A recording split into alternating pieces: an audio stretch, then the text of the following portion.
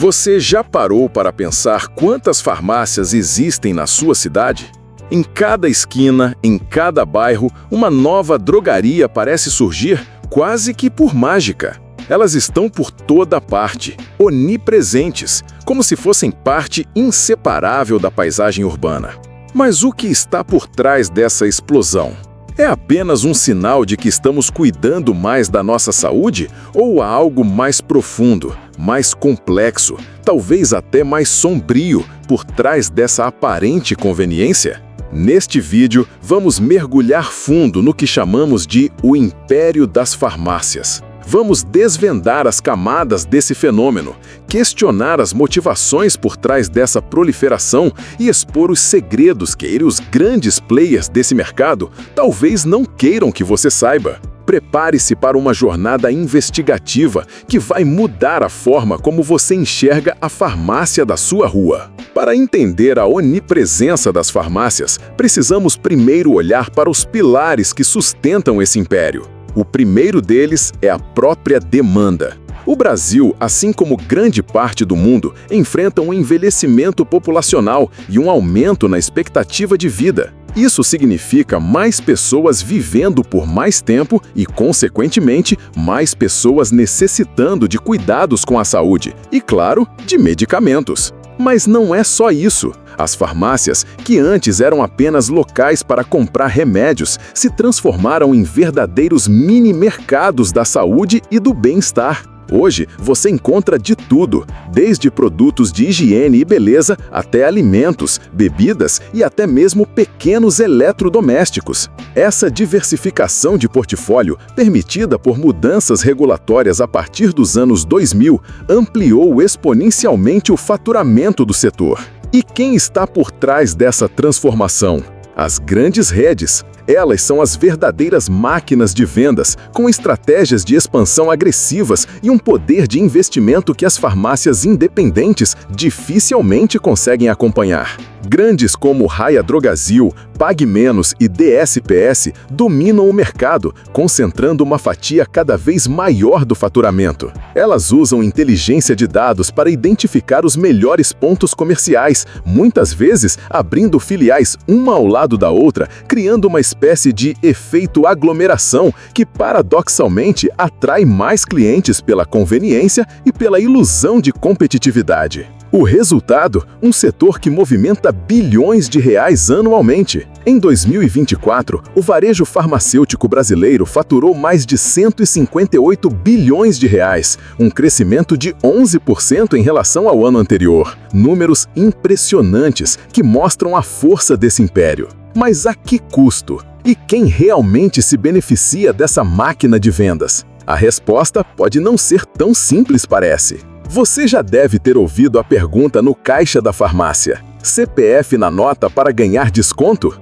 Parece uma oferta irrecusável, uma gentileza da farmácia para o seu bolso. Mas e se eu te disser que, na maioria das vezes, esse desconto é uma armadilha, uma ilusão cuidadosamente construída para extrair algo muito mais valioso do que o seu dinheiro: os seus dados? A verdade é que, em muitos casos, o preço sem desconto já está artificialmente inflado. O valor que você paga com o CPF é, na realidade, o preço justo de mercado, ou muito próximo dele. O desconto serve apenas como um gatilho psicológico, uma isca para que você, sem perceber, entregue de bandeja informações preciosas sobre seus hábitos de consumo e, mais importante, sobre a sua saúde. Ao fornecer seu CPF, você não está apenas economizando alguns centavos, você está alimentando um gigantesco banco de dados. As farmácias e, por trás delas, a indústria farmacêutica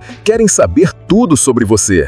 Quais medicamentos você compra, com que frequência, quais são suas doenças crônicas, seus hábitos de higiene e beleza. Com essas informações, eles podem traçar um perfil detalhado do seu consumo, prever suas necessidades e, claro, te bombardear com ofertas personalizadas. E o perigo não para por aí. A Lei Geral de Proteção de Dados, a LGPD, exige que o consentimento para a coleta de dados seja livre e informado. Mas será que, na correria do dia a dia, no balcão da farmácia, você realmente entende as implicações de fornecer seu CPF? Será que você sabe para onde seus dados vão, quem terá acesso a eles e como serão utilizados? Órgãos como o Ministério Público Federal e a Autoridade Nacional de Proteção de Dados já estão investigando essa prática. E alguns estados já proibiram a exigência do CPF para descontos. É um sinal claro de que essa gentileza esconde uma faceta obscura da busca por lucro.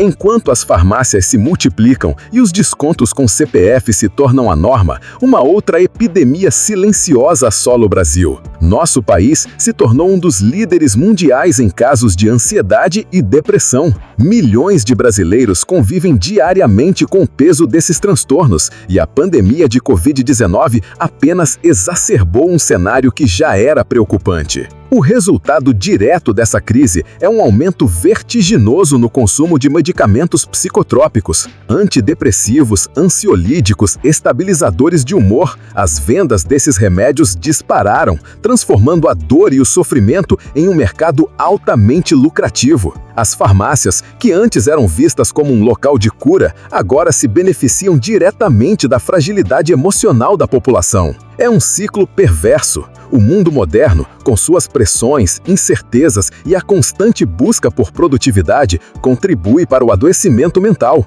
E as farmácias, em vez de serem um ponto de apoio para a saúde integral, se tornam um elo crucial nesse ciclo, fornecendo a solução em pílulas e lucrando com cada receita, com cada dose. A pergunta que fica é: estamos realmente tratando a causa do problema ou apenas medicando os sintomas e, de quebra, engordando os cofres de um império que se alimenta da nossa angústia? Por trás da aparente neutralidade do mercado farmacêutico, existe um jogo político complexo e muitas vezes obscuro. As grandes redes e a indústria farmacêutica exercem uma influência considerável sobre as políticas governamentais, moldando leis e regulamentações que favorecem seus interesses. Um exemplo claro disso é o programa Farmácia Popular. O Farmácia Popular, criado com a nobre intenção de democratizar o acesso a medicamentos, especialmente para a população de baixa renda, tornou-se, em certa medida, um instrumento de lucro para as grandes redes. O governo subsidia a compra de medicamentos e as farmácias recebem por cada unidade dispensada.